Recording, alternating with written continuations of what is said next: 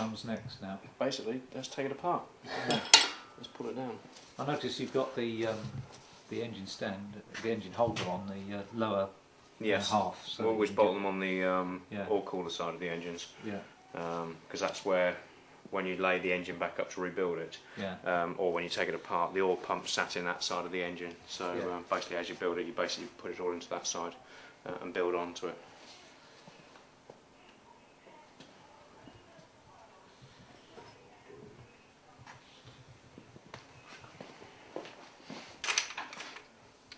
So we're just going to tap with the plastic hammer very gently and remove the top half.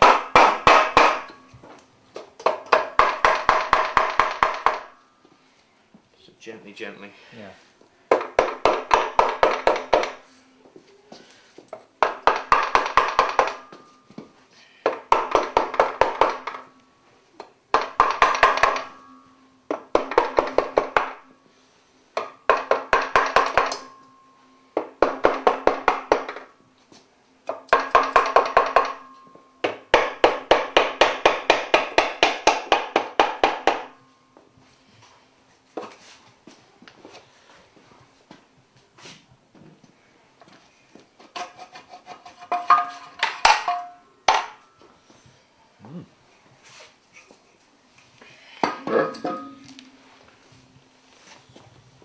That looks remarkably clean.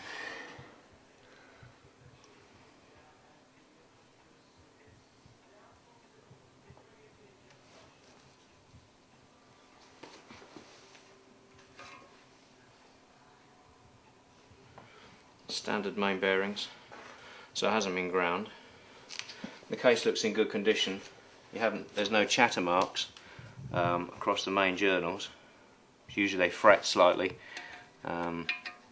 You see a lot of race engines, they always fret across the flat spots there. It's where the case halves have just been chattering together. It all looks in reasonably good condition. The bearing for the intermediate shaft, they run in the case on the early engines. That looks in reasonable condition. That's quite good. So I'd say this has probably been apart at some time, and it's had new bearings. It's looking in very good condition, which is great news. Oh, I better put it straight back together then. That's right, hold it back together. That's it, yeah, your pump doesn't look so hot though. You can just see the scavenge side of things had a bit of debris through it. Oh yeah.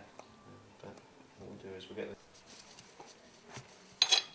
Just admiring the 8 bearing crankshaft here, with support all the way down, including number 8 bearing on the side, on the outside here of the intermediate shaft drive. And, eat your heart out, Carreras.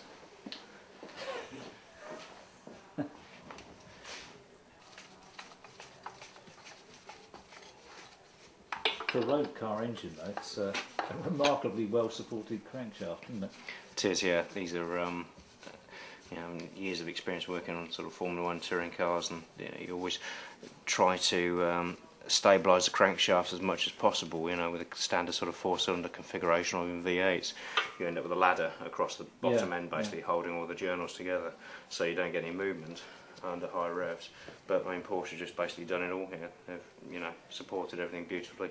Oh, the engines do move around, but that's the way they're designed to work. Yeah. If they were rigid, they just crack and fall apart. So they do tend to last. That's right. Yeah. On the back. Lift it up. Yeah. Simple as that. The crankshaft out.